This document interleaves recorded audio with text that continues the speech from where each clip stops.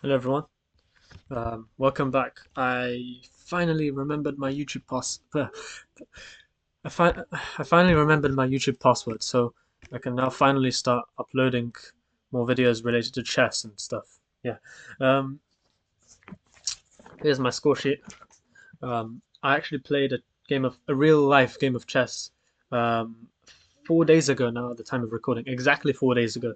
Um, and I just wanted to show that to you guys and analyze it with you because it's really interesting. Because like this game, you can really approach it from a non-chess player angle as well, from a purely psychological, like, oh, he provoked him, he did this, um, without even knowing what chess is. You can look at it from a purely mental angle, and this game would still make sense to you. So that's what I'm about to show you now. Here is my analysis board right here.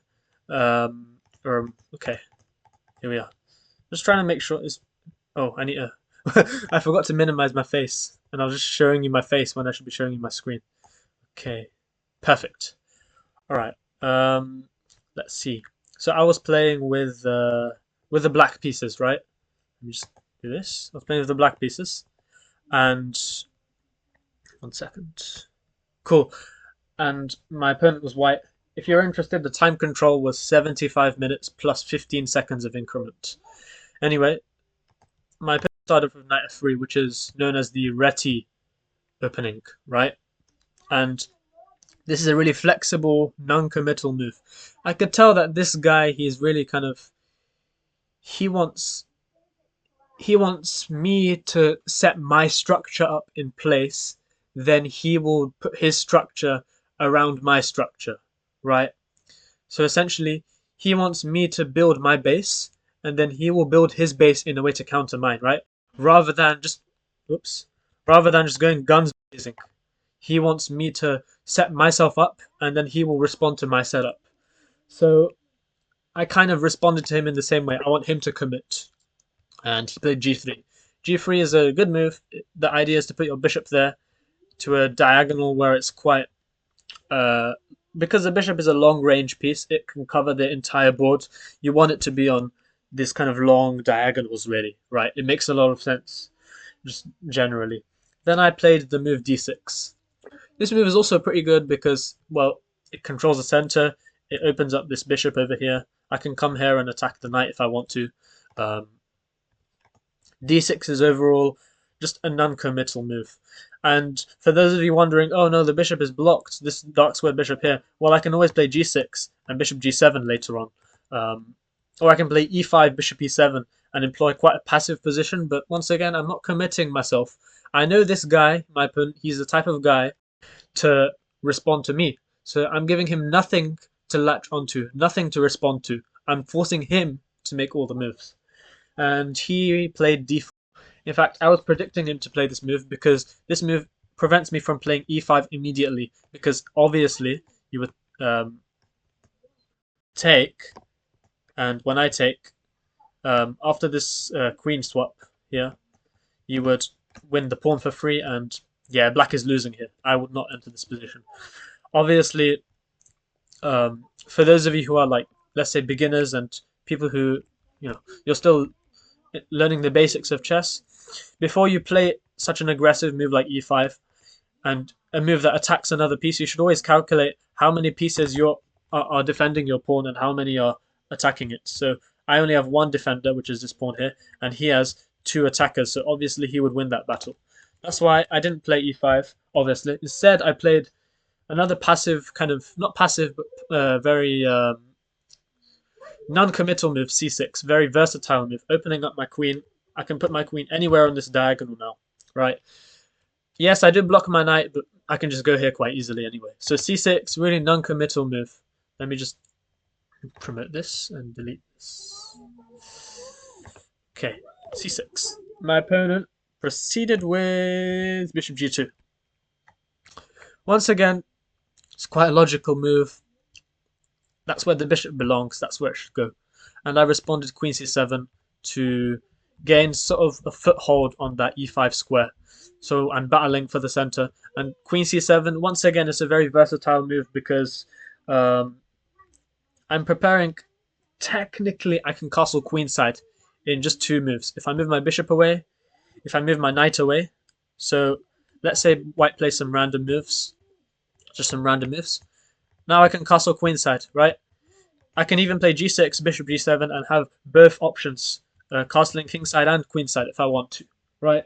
So queen c7 is sort of a dual purpose move. Protects the square on e5, so I can put my pawn there and open up my bishop, as well as allowing me to castle to the queen side, right? Once again, a very non-committal move. I'm basically playing moves that increases the scope of my options, really.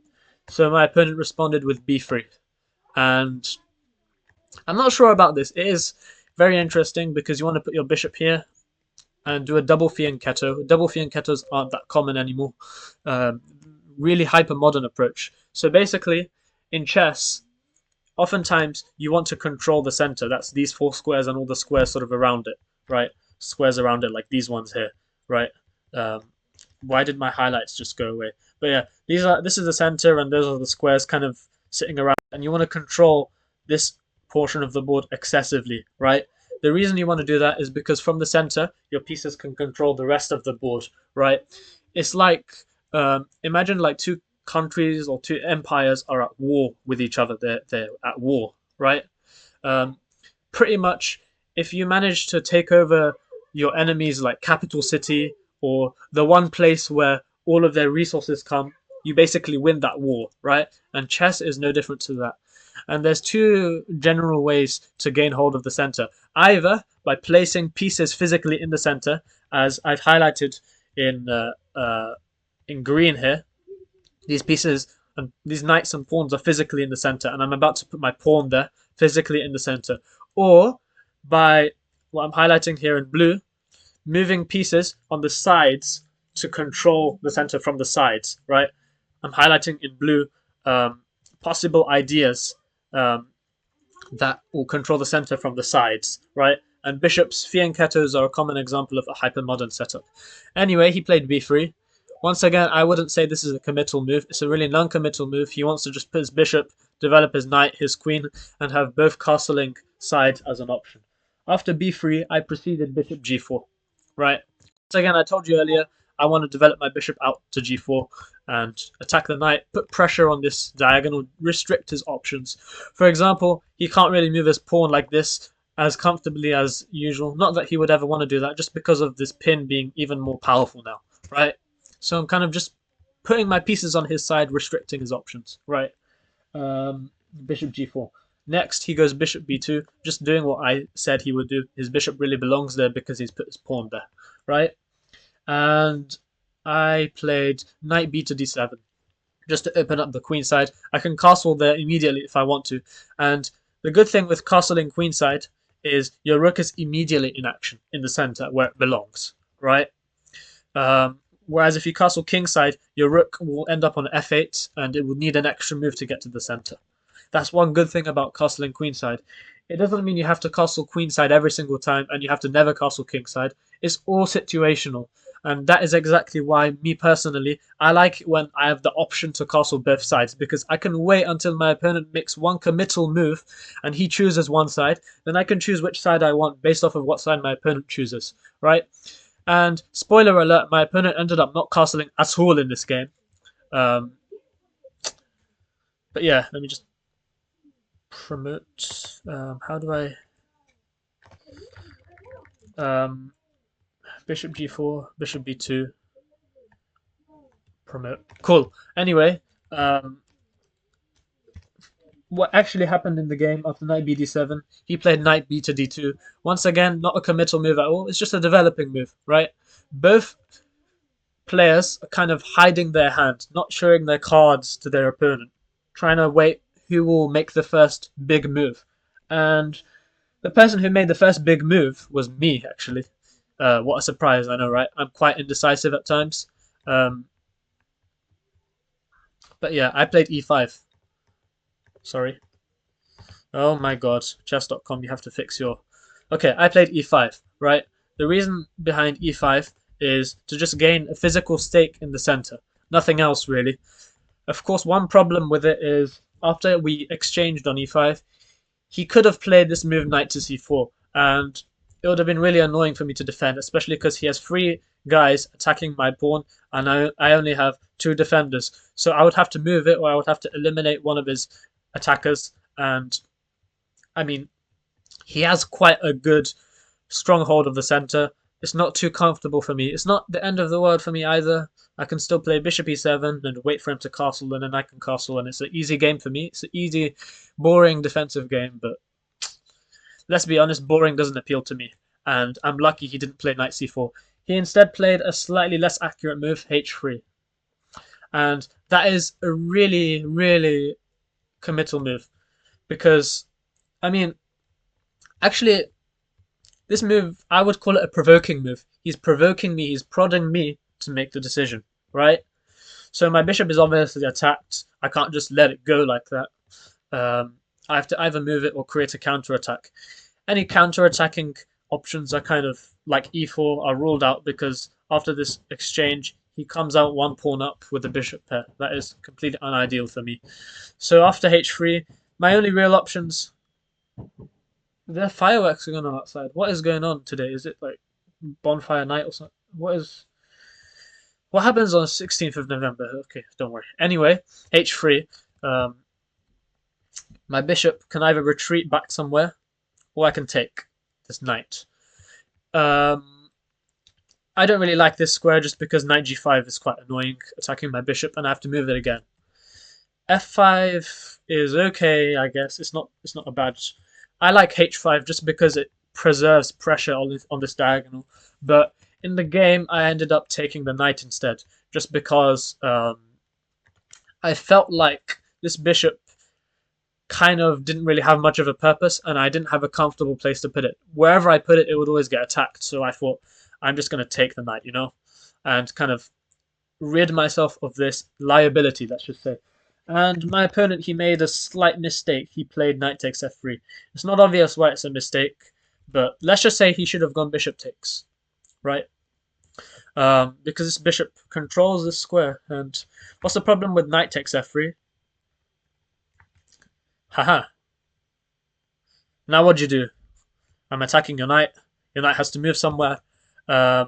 You have 1, 2, 3, 4, 5, 6 options. 7 options, technically, right? The good thing about a knight being close to the center is it has so many squares it could go to. Whereas if the knight is over here, it only has like 3 squares to go to. So he has 7 squares, right? Obviously, you can't go here because my queen, my knight is going to take the knight, right? And yes, the bishop is protecting the knight, but I have 2 attackers, you have 1 defender, so I come out victorious up a knight. You can't go to g5. Pause the video, guys, and try and find the tactic that I can play to win his knight. Alright, now I'm going to reveal you the answer. The answer is queen a5. Quite funny, isn't it? The reason why this wins the knight is because, well, the king is in check, right? The king has to move, or you have to deal with this in some way. And then oh wait a sec! I don't take the knight. Sorry, because oh crap! I'm very tired. That's my excuse. Sorry. In a different line, though, queen a5 becomes eminent. I'm sorry about that mistake. The editors will probably cut it out, right? You better cut it out, please. Anyway, knight g5. Oh wait! I have e3. Sorry. E3 is really good because if he takes, then I have queen a5 check. That's what I was seeing in the game, right? And in fact, no, I have this move. This move is even better, right? Because it forks the knight like this, and after king f1, black is winning, right? The reason why e3 is so powerful is just because this knight is unprotected. You have to go f4, and it's uncomfortable for white. Knight g5 is definitely not a good move. Knight h4 results in an even funnier sequence. Once again, please pause the video, find what's the best. Please find what you would play. Alright, I'm going to tell you what I would play if I was black. I would go g5, and the knight is kind of trapped except for 1 square, f5. If you look at the other squares, they're all blocked or occupied. And knight f5 loses to queen a5 check. Now this is what I meant. Sorry for the mistake I made earlier, but this definitely nets the knight. You don't have any queen d2 because this queen doesn't protect the knight from there, right? The knight is just going to drop off simply. You have to deal with the king, and I take your knight for free. So knight h4 is a terrible move. Knight g5 is quite bad. Knight e5 is terrible. Knight g1 is out of the question. Why would you undevelop your knight? Knight h2, similar reasoning. Knight d2 is also quite bad because e3 attacks the knight, and you kind of have to let me take this pawn with check, and your king becomes kind of a refugee displaced from its home on e1, and it wants to castle, it won't be able to castle. So this left my opponent with just knight d4. Notice that I start to make moves, a combination of forcing moves and moves that force you to commit, that give you many options and force you to play into me. And e4 is an example of a forcing move. He had to go knight d4, which is this move here. All right, let me promote this. Cool. He went knight d4, and I played e3. This is an example of a forcing move. I'm forcing him to deal with this check here. And obviously he can't take, just because after check, he has to go king f1, and this is disgusting. Right? I think f4, the move that he played, was the most logical move. Blocking my queen from attacking this g3 pawn. And yeah, it makes a lot of sense to me, f4 really. Here I had many options. I could have forced something with knight h5, attacking this pawn, which is a problem. He can't move it because I win this pawn, right? So there's no way to protect this pawn. Knight f5, you may think protects the pawn, but once again you run into queen a5 check, right? Not good. So white's only option is to go queen d3 and counter attack. So if I take this, white would take this with check and win my knight for free, and I lose the game because I lose my knight. I didn't really like this personally. The fact that my knight is just on the corner of the board doing nothing. So instead of committing my knight to the corner, where he can easily counter it with queen d3 and develop himself, and castle queenside, and my attack is completely done, I instead went castle queenside, right? It's a move that maximizes my options, firstly.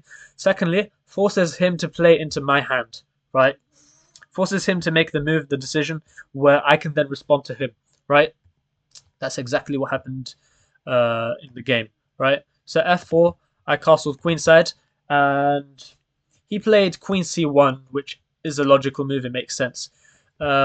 The one thing with castling queenside, remember I mentioned earlier, is if you castle queenside, your rook is immediately in the action, and my rook is pointing to his queen very ominously, very menacingly, so he went queen c1, sidestepping that, as well as attacking the pawn, right? Queen d3 isn't the only move he could have played to attack the pawn. Queen d3 is kind of annoying because I attacked the queen and my rook is open, so he went queen c1, kind of anticipating that. This guy, from move 1, I could tell he was a very prophylactic, very safe player. If you don't know what prophylactic means, it's a guy, being prophylactic is the act of kind of seeing the danger before it happens and acting before the danger happens to kind of stop it from happening, and queen c1 is a really prophylactic move. I could tell he was a prophylactic player from the first move he played knight f3, a really safe, really calm, really non-committal move, forcing me to play into him, right? I could tell this guy is really prophylactic and really careful and really pragmatic with what he does. Queen c1 is certainly a demonstration of this attribute from him, right? And so after queen c1, I played bishop to c5, kind of putting him in a situation where he really wants to take this pawn because maybe he's a bit greedy, but at the same time, my bishop is kind of eyeing his queen, and it's really uncomfortable for him, right? And that is exactly what happened in the game. He did not see any danger, or he saw some danger but thought, I'm going to castle queenside anyway, right? So I should be safe. Well, think again, because after rook h to e8 and attacking his queen, he had to go queen f2, right? He could have gone queen f3 instead, but he went queen f2. And there's one really unfortunate problem with this. Please pause the video and see the next move that I played in the game. I'm really proud of this move. Please pause. Okay, if you have found the move, well done. if you just want to see the move and like, please get on with it, go show me the move, is Queen A5 check. Now it seems basic at first, but the thing is, a move like C3 is impossible. Did you see the follow-up, by the way? If you didn't see the follow-up, then that's a problem. If you did, well, bishop takes d4, right? This is a really forcing move. Of course, white can't take this way, just because this queen will attack the king, and it's a pin, right? White has to take by queen, right? And if you saw the follow-up, well, boom, right? This is a beautiful move because the rook is uncovered. As you can see, both of my rooks are eyeing his king, and it's really uncomfortable for him. And it's actually a bigger problem than you may think, because let's say the queen moves to a slightly reasonable place like c4, right? Who would have seen this coming from all the way back here? I saw this move, right? Think about that. All the way here, I saw this move. The reason why this is such a bad situation for white is because you can't take the knight. My rook is looking at your king, right? Your king has to move somewhere, and I just win the bishop for free, right? If you're wondering, what about queen b4, right? Kind of attacking my queen, forcing me to do something about it. Well, that's even worse. I can just do this with check and win his queen next move, right? So yeah, my opponent saw this after I played check, so c3 is obviously a no-go. I just take, move my knight, and give him check. So he has to go move his king out of this check. King d1 is stupid, out of the question. I can just take this, and kind of, this is not really good for him at all. There's probably a better way for me to play, but king d1 is just a terrible, almost suicidal move, and he went king f1 instead. The most logical move in my opinion.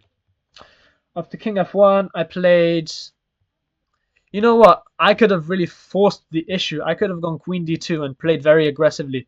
I didn't do that because he has e3. And my queen is under threat by his queen. I obviously have to take this. And after this exchange and king f2, white is actually doing pretty okay. He just moves his rook to the center, forces a trade of rooks. He has a bishop pair. In an endgame, he is slightly better in this position. And I don't want to go from winning to slightly better. I knew I had a big advantage. I knew queen d2 completely let go of this advantage. So I decided instead to be extremely patient and play knight b6. Once again, reminder, this game of mine is an absolute masterclass of mine because it's filled with a mixture between patient waiting moves and improving moves, as well as moves where I force the issue, right? Moves where I force him to make a decision, and moves where I let him make a decision. And this is one of those moves where I let him make a decision. Because, well, this knight is being attacked by two pieces. I'm not necessarily threatening to take this knight in one go because his knight is adequately protected at this right moment. But I am putting him in a really uncomfortable position and putting him in a situation where he needs to act, right? I'm not forcing him. I'm kind of playing into his... I'm forcing him to play into his hand, but I'm not kind of... Not in a forcing way, more in a sort of inquiring way. So yeah, knight b6 kind of uncovering my rook. And he dealt with it quite logically by playing c3 and defending his knight, right? So then I decided to swap this knight off because if you assess his position, that is absolutely useless. That is pretty useless. His knight is probably the best piece in the position, so I had to take it off to kind of eliminate a big defender. And after this basic recapture, once again, I played a move. I could have been really forcing. I could have gone queen d2. But once again, he has e3 and he just about holds on, right? Takes, takes, takes. And after something like this, white would be comfortable, or I would be comfortable if I were white too. This bishop is kind of blocked, but this isn't too bad for white. He can hold on and sort of play for a draw or even a win because of his bishop pair. So yeah, I didn't want to be too rushy. Instead, let him make his move. Play knight b to d5, right? This is one of those anaconda-like moves. Really kind of... really restricting because I'm threatening to just plump my knight onto this square and prevent this pawn from ever moving again, right? Adequately protected by my rook, by the way. Give him a check, force him to move, then I can chuck my queen into his position as well. And if my knight is on the square, I prevent any rook from attacking my queen. Right? So yeah, knight b to d5. Once again, not forcing him to make a move, but sort of asking him to make a move, if that makes sense. And make a move he did because he went queen to e1, which turns out to be a mistake. And I'll tell you why. Because after this check and king f2, try and find the move I played that gives me an advantage, or preserves my advantage to the greatest degree at least. If you found either queen b5 or queen a6, then you are correct. The reason why one of these moves, queen b5 or queen a6, I'll tell you the difference later, one of these moves preserves an advantage is because it forces, what's it called, two threats in the position for white to deal with, right? The first threat is knight to c2. The reason why this is a threat is because I attack the queen and the rook at the same time, and I will win the rook in the corner in exchange for my knight. So I will be submitted up. The second threat is, let's say he plays a random move. This is a terrible move. This is the worst move in the position, but I want to take this bishop, and once his king moves, well, notice how his king was protecting this pawn. Well, yeah, there we go. And my queen is helping protect this rook, and he just loses this position. So, yeah, two threats. Knight here, and knight here, forcing the king to move away from the pawn, then I take the pawn and win everything else, right?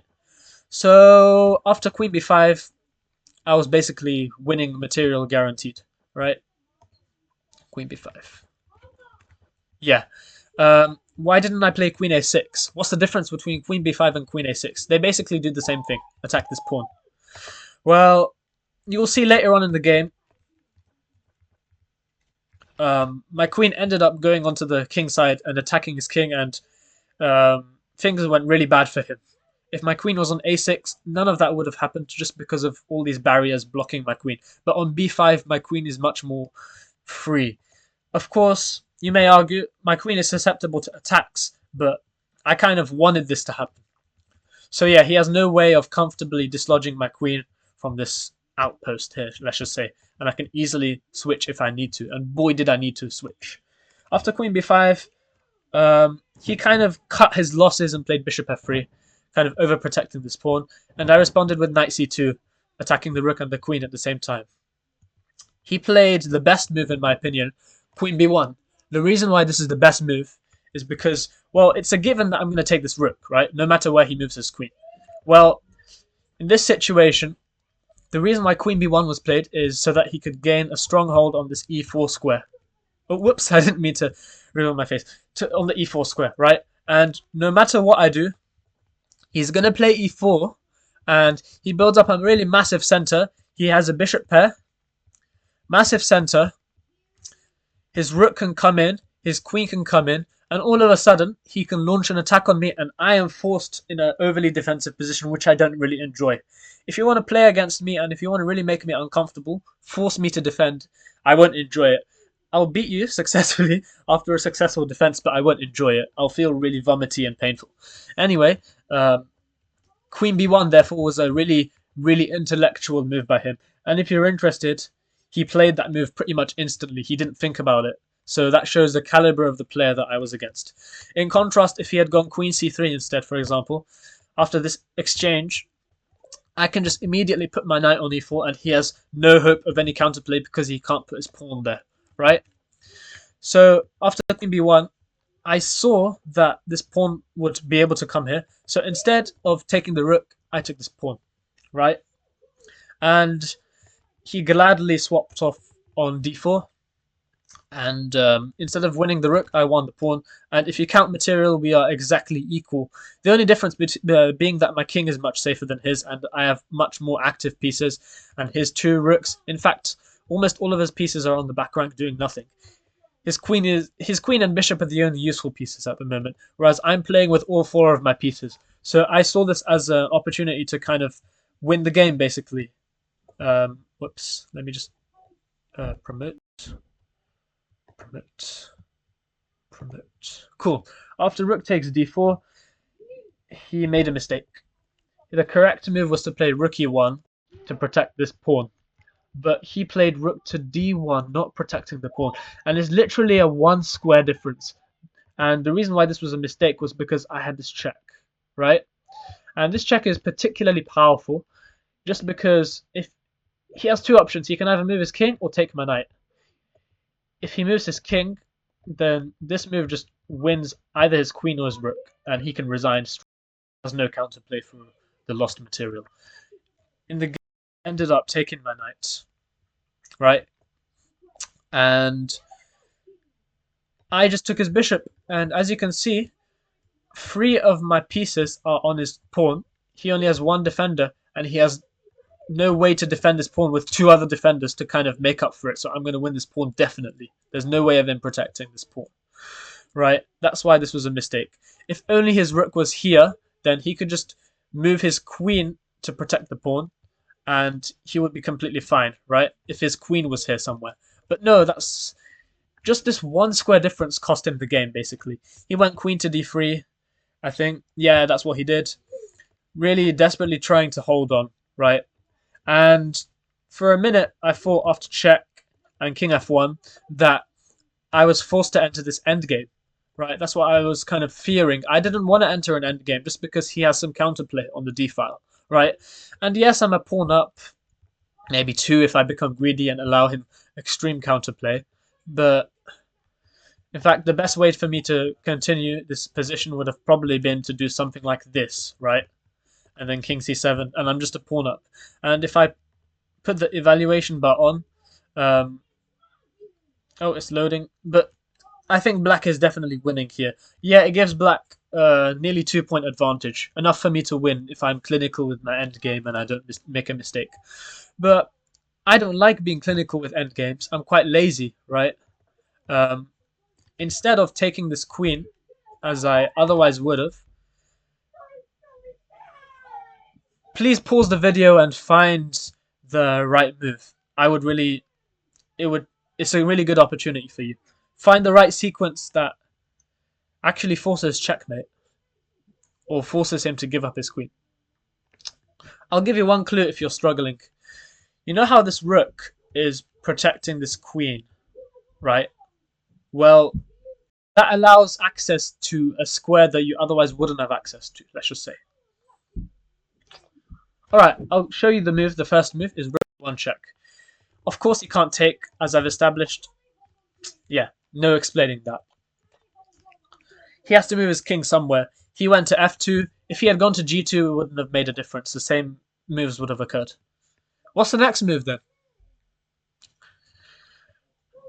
Well, this move, rook 8 to e2 check, right? And of course you have to move king f3. If you play this, then that's just checkmate immediately. You have to go king f3, right? So now what? What's the killer move? After this move, he resigned, by the way.